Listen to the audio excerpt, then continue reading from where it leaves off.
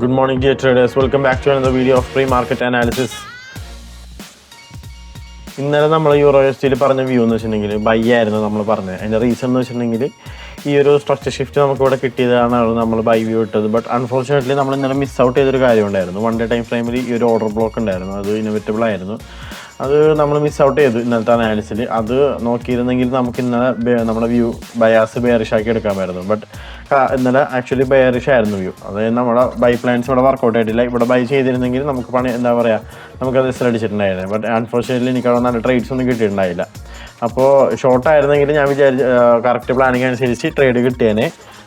അപ്പോൾ ഇന്നത്തേക്കുള്ള എൻ്റെ പ്ലാൻ പറയാം. അപ്പോൾ നമ്മൾ കഴിഞ്ഞ കുറേ ആഴ്ചകളായിട്ട് യൂറോ എസ് ഡിയിൽ ബെയറിഷ് ആയിരുന്നു. ആ വ്യൂ എല്ലാം കറക്റ്റ് ആയിരുന്നു. ഇന്നലത്തെ വ്യൂ മാത്രമേ നമുക്ക് കറക്റ്റ് ആവാതെ ഇരുന്നിട്ടുള്ളൂ. അപ്പോൾ ഇനി ഞാൻ ഇനി എനിക്ക് തോന്നുന്നതെന്ന് വെച്ചിട്ടുണ്ടെങ്കിൽ ഈ ഒരു വീക്ക്ലി ടൈം ഫ്രെയിമിലെ പുള്ളി ഷെഫീജിയിലെത്തി ഇവിടെ ഒരു ഇൻവേഴ്സ്ലി കോറിലേറ്റഡ് SMT നമുക്ക് ഇവിടെ കിട്ടിയിട്ടുണ്ട്. അപ്പോൾ ഇൻവേഴ്സ്ലി കോറിലേറ്റഡ് SMT കിട്ടുന്നതിൻ്റെ അർത്ഥം എന്ന് വെച്ചിട്ടുണ്ടെങ്കിൽ അവിടെ മാർക്കറ്റ് റിവേഴ്സ് ആവണമെന്നാണ്.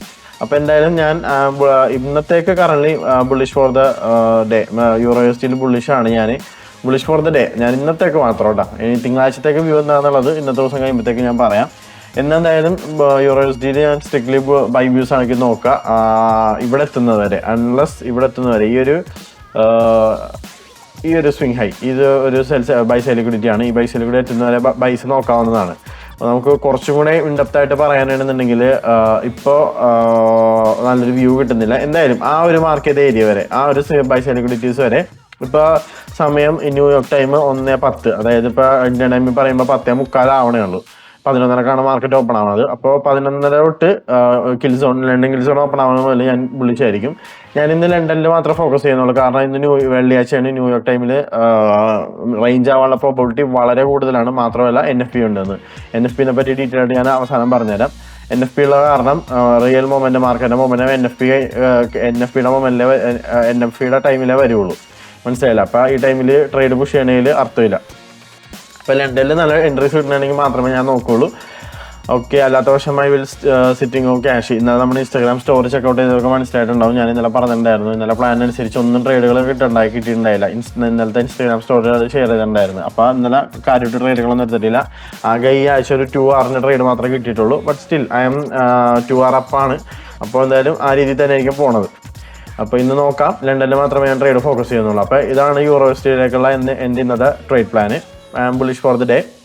ആൻഡ് NFPയിൽ മേ ബി മാർക്കറ്റ് ഡൗൺ ആവുമായിരിക്കാം. അത് പറയാൻ പറ്റില്ല. ന്യൂസാണ്, ഞാൻ ഹൈലി വോളറ്റൈൽ ന്യൂസാണ് വരാൻ പോണത്. ഒരു പക്ക ഒരു വ്യൂ ഇവിടെ കിട്ടിയിട്ടില്ല പറയാനായിട്ട്. മനസ്സിലായില്ല? ചിലപ്പോൾ ലണ്ടനിൽ ഒരു 4 hour ടൈം ഫ്രെയിമിൽ ഒരു സ്ട്രക്ചർ ഷിഫ്റ്റ് ഒക്കെ കിട്ടിക്കഴിഞ്ഞാൽ ഇപ്പോൾ നമുക്കൊരു കോറിലേറ്റഡ് ഡൈവർജൻസ് ഇവിടെ കിട്ടിയിട്ടുണ്ട്. അതൊരു സൈനാണ് ബുള്ളിഷ്നെസ്സിൻ്റെ. ഇനി അത് കണ്ടിന്യൂ ചെയ്യുമോ ഇല്ലോ എന്ന് അറിയാനായിട്ട് നമുക്കൊരു സ്ട്രക്ചർ ഷിഫ്റ്റ് ഇവിടെ 4 hour ടൈം ഫ്രെയിമിൽ കിട്ടണം. പക്ഷേ അൺഫോർച്ചുനേറ്റ്ലി ഇതുവരെയായിട്ട് കിട്ടിയിട്ടില്ല.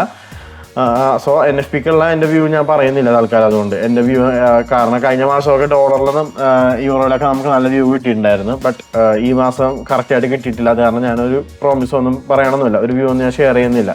NFPയിൽ അങ്ങോട്ടേക്ക് മൊമെൻ്റ് വരാന്നുള്ളത് ഇപ്പം അൺപ്രഡിക്റ്റബിൾ ആയിരിക്കും. കഴിഞ്ഞ മാസത്തെ പോലെ ഒരു വ്യൂ കിട്ടുന്നില്ല ഈ മാസം NFPക്ക്. അപ്പോൾ ഇതാണ് യൂറോ എസ് ടിയിലേക്കുള്ള എൻ്റെ ഇന്നത്തെ പ്ലാന്. ആൻഡ് നെക്സ്റ്റ് US ഡോളറിൽ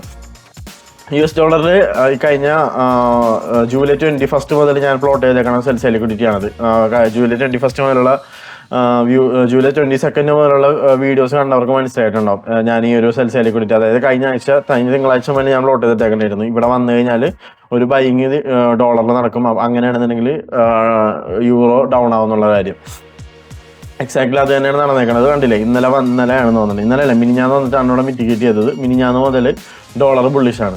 മനസ്സിലായോ? ഡോളർ ബുള്ളിഷ് ആയിക്കൊണ്ടിരിക്കുന്നതാണ്. അപ്പോൾ നമ്മൾ അന്ന് ഡിസ്കസ് ചെയ്ത പോലെ തന്നെ ഡോളറിൻ്റെ അന്ന് മീൻസ് ഇന്നലെ മിനിഞ്ഞാന്നങ്ങാണ്ട് നമ്മൾ ഡിസ്കസ് ചെയ്തായിരുന്നു ഡോളർ യുഗം വീണ്ടും എന്നുള്ളൊരു കാര്യത്തെപ്പറ്റി. അപ്പോൾ ആ ഒരു യുഗം നമുക്ക് വരുന്ന ദിവസങ്ങളിൽ ആൻറ്റിസിപ്പേറ്റ് ചെയ്യാൻ തന്നെയാണ് ഞാൻ വിചാരിക്കുന്നത്. അപ്പോൾ അങ്ങനെയാണെങ്കിൽ യൂറോ ഇനിയും ഡൗൺ ആവാനുള്ള ചാൻസ് തന്നെയാണ് കാണുന്നത്.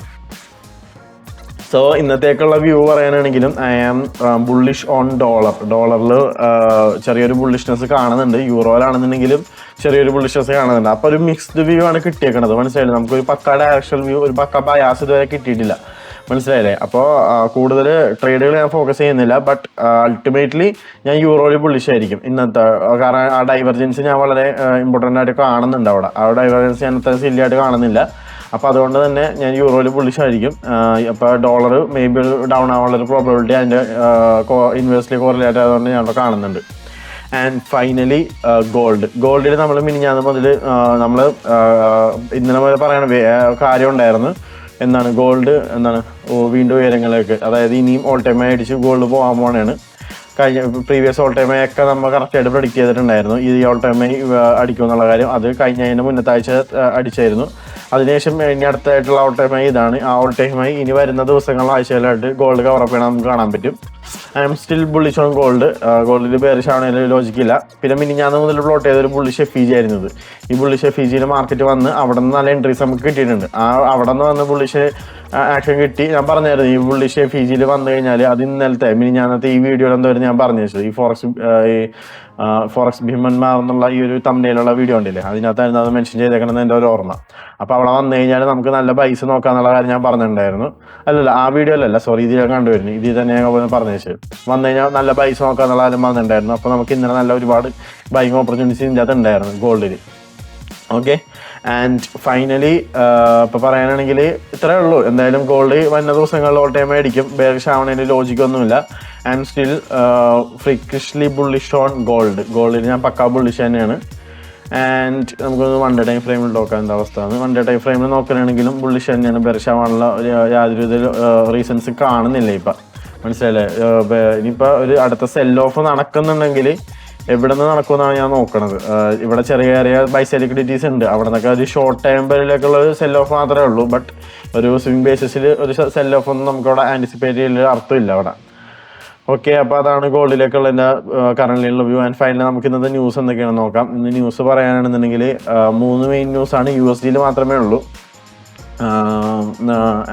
Hourly earnings, NFP and unemployment rate. ഇത് 3ഉം ഇമ്പോർട്ടൻ്റ് ആണ്. എസ്പെഷ്യലി NFP മാർക്കറ്റിൽ നല്ല ഇമ്പാക്റ്റ് ഉണ്ടാക്കാൻ ചാൻസ്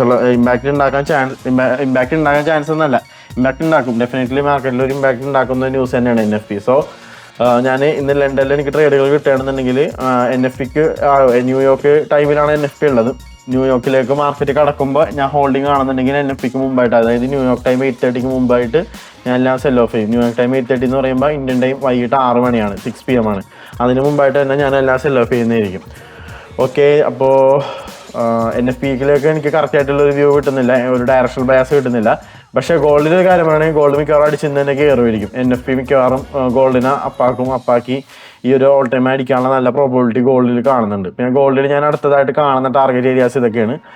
അതായത് 2579 ആൻഡ് 2675 ഈ 2 ഏരിയാസിലാണ് അടുത്തതായിട്ട് ഞാൻ ഗോൾഡിൽ റെസിസ്റ്റൻസ് കാണുന്നത്. അതായത് ഇനി ഒരു സെൽ ഓഫ് ഗോൾഡിൽ വന്നതെന്നുണ്ടെങ്കിൽ ഈ ഏരിയാസിൽ തന്നെ ആയിരിക്കും ഞാൻ മെയിനായിട്ട് എക്സ്പെക്ട് ചെയ്യണത്. അൺലെസ് ഈ ഒരു ഓൾ ടൈം ആയിൽ മാർക്കറ്റ് റിജക്ട് ചെയ്തില്ല എന്നുണ്ടെങ്കിൽ മാത്രം. ഈ ഓൾ ടൈം നല്ല രീതിയിൽ ബ്രേക്കായി കിട്ടിക്കഴിഞ്ഞാൽ, നല്ല രീതിയിൽ ബ്രേക്കൗട്ട് കിട്ടിക്കഴിഞ്ഞാൽ ഇനി ഈ ജേണി കണ്ടിന്യൂ ചെയ്യും. ഗോൾഡ് കണ്ടിന്യൂ ചെയ്തുകൊണ്ട് ഈ ഒരു നേരത്തെ ഈ പറഞ്ഞ ഈ ഏരിയ, അതായത് 2579 ആൻഡ് 2675 ഈ 2 ഏരിയാസിൽ എവിടെയെങ്കിലൊക്കെ ആയിരിക്കും അടുത്തതായിട്ട് സെല്ലേഴ്സ് ഗോൾഡിൽ സ്റ്റെപ്പിൻ ആവാനുള്ള ചാൻസ്. ഇതൊരു സ്വിംഗ് ബേസിസിലുള്ള വ്യൂ ആണ് ഞാൻ പറയുന്നത്. സോ ഇതാണ് എൻ്റെ trade plan. Intraday and swing ബേസിസിലുള്ള ട്രേഡ് പ്ലാനാണ് ഞാനിപ്പോൾ ഷെയർ ചെയ്തത്. എല്ലാവരും നമ്മുടെ ICTയുടെ കറൻസി വിപ്സിൻ്റെ ICTയുടെ ലേണിംഗ് സീരീസ് കാണുന്നുണ്ടെന്ന് ഉറപ്പ് ഞാൻ വിശ്വസിക്കുകയാണ്. കാണാത്തവർ പോയി കാണുക. നമ്മളെ 4 എപ്പിസോഡ് ഇപ്പോൾ അപ്ലോഡ് ചെയ്തിട്ടുണ്ട്. ഇനിയിപ്പോൾ അടുത്ത എപ്പിസോഡുകൾ അടുത്ത ദിവസങ്ങളായിട്ട് തന്നെ വരുന്നതായിരിക്കും. അപ്പോൾ കണ്ടിട്ട് നിങ്ങൾക്ക് മനസ്സിലാവാത്ത എന്തെങ്കിലും ഡൗട്ട് ഉണ്ടെങ്കിൽ ചോദിക്കുക. നമ്മുടെ കമൻറ്റ് സെക്ഷനിൽ ചോദിക്കണവർക്ക് നമ്മൾ റീപ്ലൈ കൊടുക്കുന്നുണ്ട് എന്തൊക്കെയാണെന്നുള്ളത്, ഡൗട്ട്സ് ചോദിക്കണവർക്കൊക്കെ. അപ്പോൾ നിങ്ങൾക്കും കണ്ട് ഡൗട്ട്സ് ഉണ്ടെങ്കിൽ നമുക്ക് ഒരുമിച്ച് തന്നെ പഠിച്ച് മുന്നോട്ട് പോവാം. ലെറ്റ്സ് ലേൺ ആണ് എൻ ടുഗദർ. അപ്പോൾ പഠിച്ച് നിങ്ങൾക്ക് എന്തെങ്കിലുമൊക്കെ ഡൗട്ട്സ് ഉണ്ടെങ്കിൽ ചോദിക്കാൻ പഠിക്കാനും വേണം. നമ്മൾ റീപ്ലൈ ആയിരിക്കും. എന്തെങ്കിലും സജഷൻസ് ഉണ്ടെങ്കിൽ പറയാം. ഒരുപാട് ആൾക്കാർ സജഷൻസ് പറയുന്നുണ്ട് വീഡിയോയിൽ ആഡ് ചെയ്യേണ്ടതായിട്ടുള്ള കാര്യങ്ങളൊക്കെ പറ്റി. അതൊക്കെ ഞങ്ങൾ പരിഗണിക്കുന്നുണ്ട്. അടുത്ത വീഡിയോകളിലായിട്ട് നിങ്ങൾക്ക് അത് ആൻറ്റിസിപ്പേറ്റ് ചെയ്യാം. സോ എല്ലാവരും ഈ ലേണിംഗ് സീരിയസ് ആയിട്ട് തന്നെ എടുക്കുക. നിങ്ങൾക്ക് ICT absolutely free of cost നിങ്ങൾക്ക് ഇവിടെ പഠിക്കാവുന്നതാണ്. ഓക്കെ, അപ്പോൾ നമ്മുടെ ടെലിഗ്രാം ചാനലിലും നമ്മൾ ഡെയിലി അനാലിസിസ് ഒക്കെ ഇടുന്ന, നമ്മുടെ ഡെയിലി ഉള്ള ട്രേഡിംഗ് വ്യൂസ് ഒക്കെ ഇടുന്നതായിരിക്കും. അപ്പോൾ ഇവിടെ യൂട്യൂബിൻ്റെ ഇവിടെ കയറി കഴിഞ്ഞാൽ ലിങ്ക്സിൽ കയറി കഴിഞ്ഞാൽ നിങ്ങൾക്ക് ഇൻസ്റ്റാഗ്രാം, നമ്മുടെ വാട്സപ്പ് നമ്പർ, ടെലിഗ്രാം ഇതെല്ലാം നിങ്ങൾക്ക് കിട്ടുന്നതായിരിക്കും. അപ്പോൾ ടെലിഗ്രാമിൽ കയറി കഴിഞ്ഞാൽ നമ്മുടെ ഈ കാര്യങ്ങളൊക്കെ ട്രേഡിംഗ് റിലേറ്റഡ് ആയിട്ടുള്ള നമ്മൾ ഡെയിലി എടുക്കുന്ന അനാലിസിസ് ഒക്കെ അതിൻ്റെ അത് ഷെയർ ചെയ്യുന്നുണ്ട്. ആവശ്യമുള്ളവർ കയറുക. So that's for today. അടുത്ത പ്രീ മാർക്കറ്റ് അനാലിസിസ്, അടുത്ത ട്രേഡ് പ്ലാനായിട്ട് മൺഡേ വരുന്നതായിരിക്കും. അതുവരെ signing off ഫൗസ് from currency tips.